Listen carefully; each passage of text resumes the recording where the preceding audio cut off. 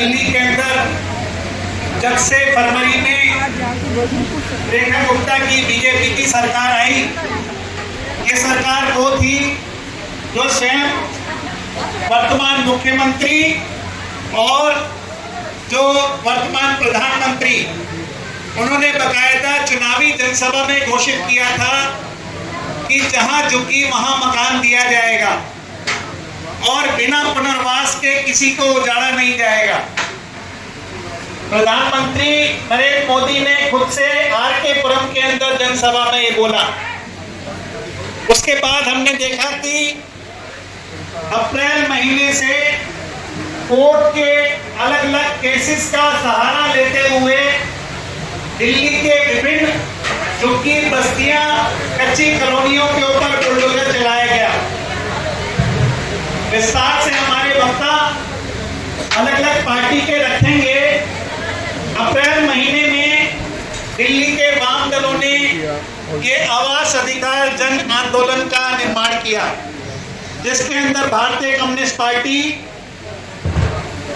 CPIM, मार्क्सवादी communist party, CPI-ML, RSP, forward block और CPI और कुछ एनजीओ संगठन से मिलकर के ये संगठन बनाया गया, जिससे कि पूरी मजबूती के साथ और पूरे दम के साथ सरकार की ये जो जन विरोधी नीति है उसका मुकाबला किया जा सके। और हमें इस बात की खुशी है कि ये जो आंदोलन की शुरुआत हुई थी उसकी परिणाम ये निकला है कि रेखा गुप्ता को, मुख्यमंत्री को 7 अगस्त को मजबूर होकर के घोषणा करनी पड़ी कि बिना पुनर्वास के कोई भी झुग्गी नहीं उजाड़ी जाएगी। और अभी 15 अगस्त को भी उन्होंने बोला है अपने स्वतंत्रता दिवस के भाषण में कि हर झुग्गी वासी को पुनर्वास किया जाएगा। तो हम ये समझते हैं ये आप सभी लोगों की इस आंदोलन की ये जो मुहिम छेड़ी वाम दलों ने, उसकी एक बहुत बड़ी उपलब्धि है, अचीवमेंट है। मगर हम लोग अभी इससे निश्चिंत नहीं हो सकते। हम सबका मानना यह है कि जब तक दिल्ली के मेहनतकशों को, दिल्ली को बनाने वाले को, दिल्ली को चलाने वालों को जब तक आवाज मुहैया नहीं होगा, हमारा अभियान, हमारा आंदोलन दिल्ली के अंदर जारी रहेगा। इसी कड़ी में मैं हमारी साथी श्वेता सीपीआई-एमएल की, वो अपनी पार्टी से अपने वक्ता को बुलाएंगी। मैं उनको माइक हैंड ओवर करता हूँ। थोड़ी देर में हमारे बीच में एक नौजवान साथी ये जो हमारा नोट है इसके बारे में मुख्य जो इसके अंश हैं वो प्रेजेंटेशन के द्वारा भी आपके सामने रखेंगे। का एक्शन करेंगे ये हमारी उम्मीद है। और आज की सम्मेलन का ये आह्वान भी होना चाहिए कि जहां जहां बुलडोजर आएगा वहां वाम दलों की तमाम वॉलंटियर्स एक होकर अपने अपने लाल झंडों को हाथों में लेकर उस बुलडोजर के सामने खड़े होकर हम रोकेंगे ये इस कन्वेंशन का आह्वान। ये बात सही है कि आपकी जुलाई में जो 12 जुलाई का आपने जो सीएम के सामने जो प्रदर्शन किया, निश्चित रूप पर उसका एक प्रभाव पड़ा और उसके बाद रेखा गुप्ता जी ने मजबूरी में ऐलान किया झुग्गी नहीं तोड़ेंगे। आपने उसका स्वागत किया, अच्छी बात है, लेकिन हम उस पर कोई विश्वास नहीं करते। बहुत साफ शब्दों में कहते हैं, कुछ भी कहे, आज जो संघर्ष है साथियों, ये हमें समझने की बात है। जो संघर्ष है वो बहुत कीमती जमीन के ऊपर संघर्ष है। ये बात नहीं है कि जहां झुकी वहां मकान का नारा खत्म हुआ, नहीं।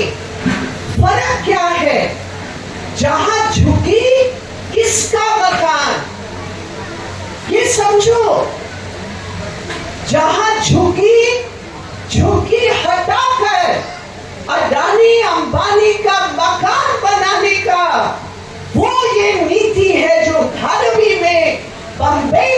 चल रहा है, ये समझना है।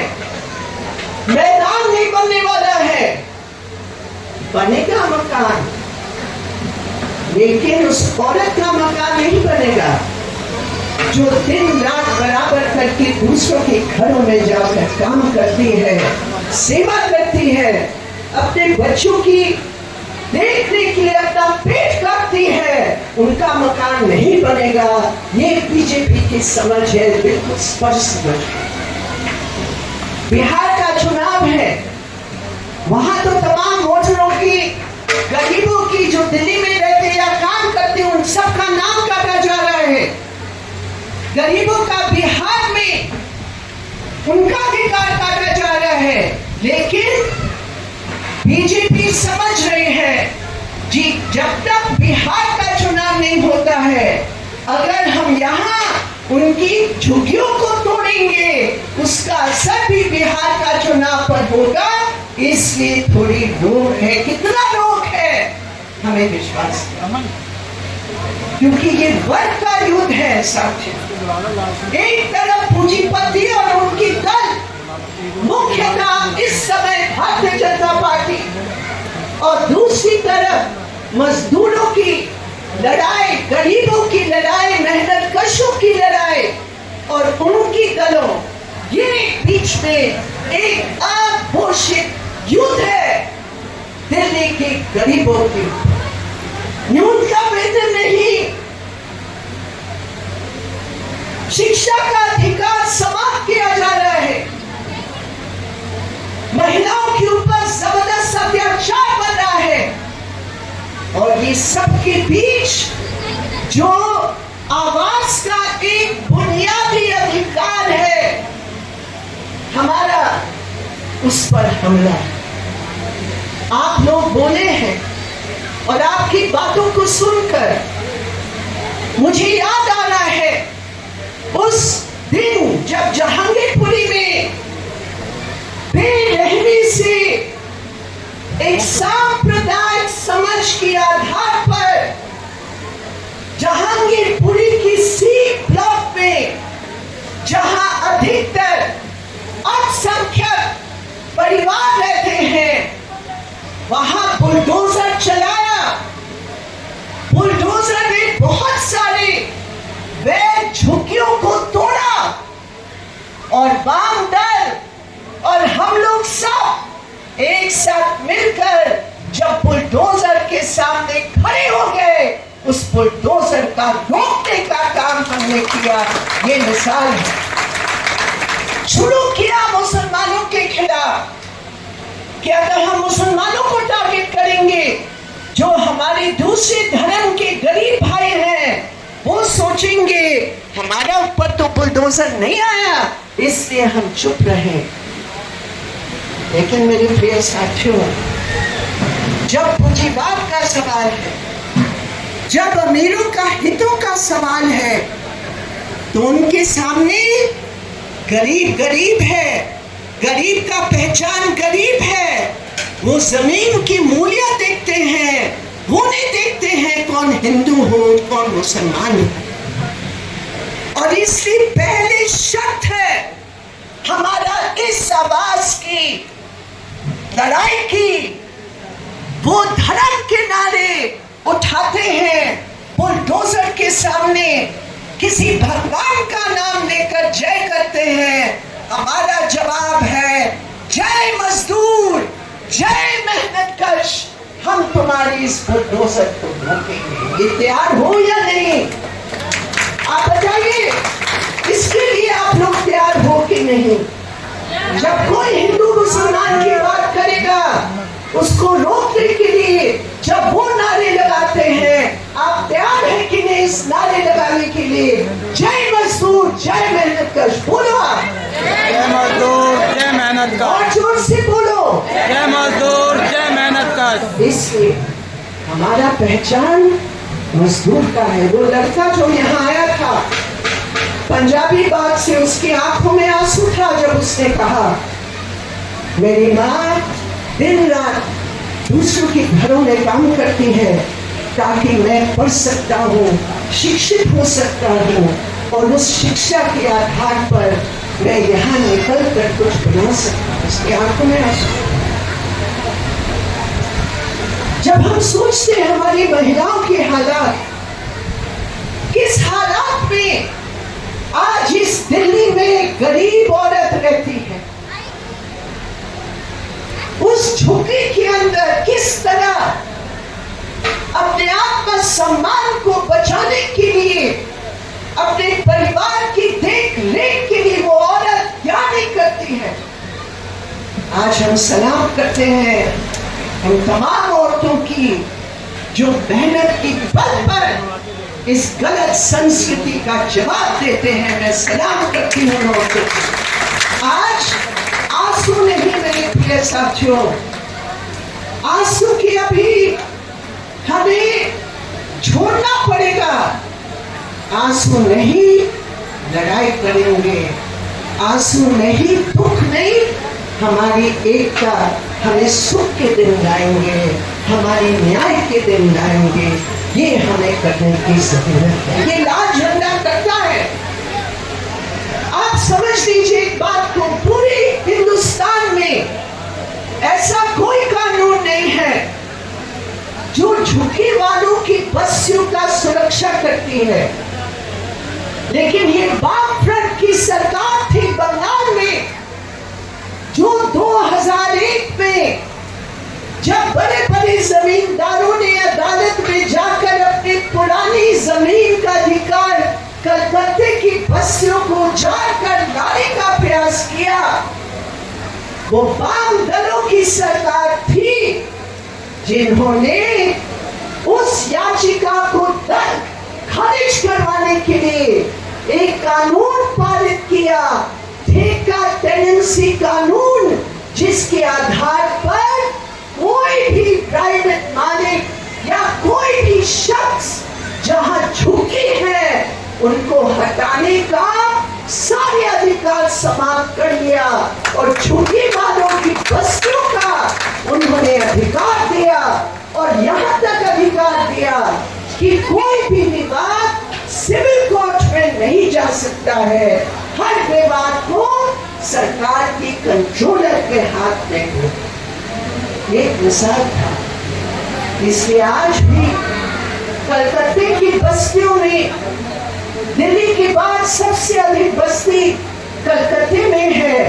दिल्ली में अगर बुलडोजर चल रहा है इसलिए क्योंकि बीजेपी की सरकार है, अगर कलकत्ते में बुलडोजर रोका गया है क्योंकि 2001 में जो कानून बना था वो कानून ने सुरक्षा दिया गरीबों को, उनका सम्मान का बचाव किया। और इसलिए आज अगर कोई सरकार आती है कानून को बदलना पड़ेगा, तभी वहां बुलडोजर चल सकता। ये अंतर। और इसलिए आज की जो ये सम्मेलन है, ये सम्मेलन एक शपथ लेने के लिए सम्मेलन है। ये पूरा आंदोलन चला, मुझे याद है मद्रासी कैंप की महिलाओं से, आज वहां नहीं पाए, वो सब डोमेस्टिक वर्कर्स थे। कहां और क्या उनकी स्थिति है आप समझ सकते हैं। यहाँ हमारी बहन रिक्ता है जिन्होंने वो शुरुआत करके वहां रुकवाने की काम करने के लिए तमाम प्रयास किए, लेकिन कोर्ट की ऑर्डर के नाम पर वो रुका। विभाजन किया गया, कुछ का पुनर्वास किया, और क्या पुनर्वास है आप लोग सब जानते हैं, और कुछ का आज भी वो भटक रहे हैं। तो ये भी हमारे सामने हमारे संघर्ष का ये भी एक नारा है। मैं एक सुझाव दे रही हूँ जो मैं चाहूंगी कि वाम दल की जब इस सम्मेलन के बाद आपस में बहस करेंगे उस पर थोड़ा ध्यान देंगे। पहली बात ये कि जो भी इन मांगों को साथ जोड़कर, जो भी हमारे जहां भी तथाकथित पुनर्वास का मुद्दा है, वहां हमारे वाम दलों की टीमों को उस इलाके में जाकर उसका बाकायदा सर्वे करना चाहिए कि उन साथियों कौन से हालात में आज रहे। हमें देश के सामने पेश करना है कि पुनर्वास के नाम पर जो झुग्गी में रहने वाले साथी हैं, आज उनके क्या हालात है। चाहे नरेला में हो, चाहे कठपुतली कॉलोनी वालों का जहां वो पुनर्वास कर रहे उनका हो, चाहे मद्रासी कॉलोनी का हो, उस सब को लेकर हमें हर जगह में जाके सर्वेक्षण करके उसकी रिपोर्ट को सार्वजनिक करके उसके लिए भी हमें लड़ाई लड़ने की जरूरत है। दूसरी बात यह है, जो हमारे साथी अनुप्रभा ने, जो हमारी वकील बहन है, उन्होंने जो पॉलिसी संबंधित बातों को रखा उसको यहाँ आपने ऑलरेडी इसमें जोड़ा है, लेकिन सर्वे की डिमांड 656 और 6000 में कितने अंतर है साथियों। ये 4-6 महीने में 3000 घरों